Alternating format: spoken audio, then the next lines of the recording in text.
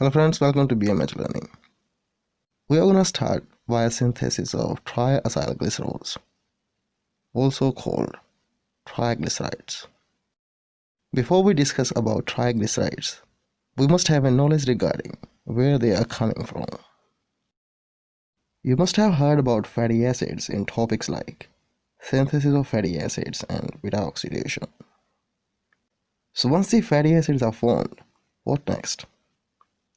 What is the fate of these fatty acids, or what we can do with them? So we have two options. Either they can be incorporated into triacylglycerols for storage of metabolic energy.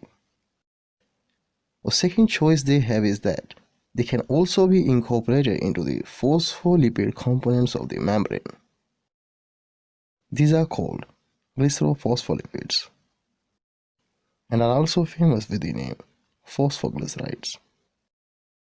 Now, what is that which decides which of these options the fatty acids would like to go?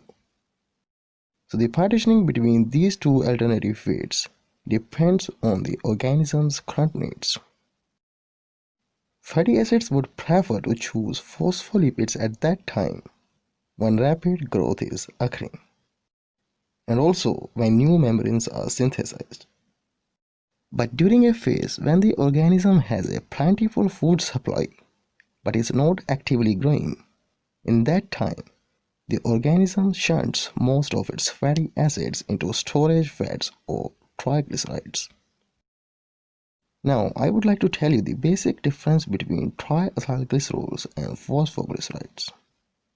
Regarding triacylglycerols, they don't have any phosphate in their structures. So the absence of phosphate in their structures makes them entirely non-polar molecules. Talking about the phosphoglycerides, they have phosphate in their structures. Presence of phosphate makes them polar molecules. Now let's know what are triglycerides with the help of their structures. Look at this structure. You must have seen it already.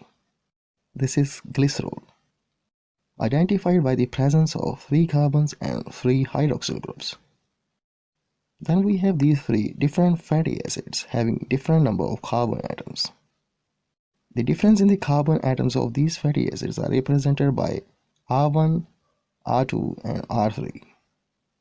The fatty acids and glycerol molecules get condensed and we get this. It's nothing but a triglyceride. So what is a triglyceride? This is an ester derived from glycerol and 3 fatty acids. Focus on the highlighter structure. These atoms and groups are getting removed in this reaction in the form of 3 water molecules.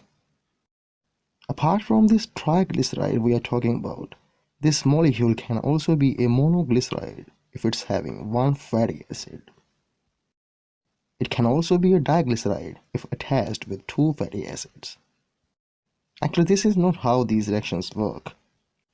Everything will make sense once you watch the next parts of this lecture series. This was all.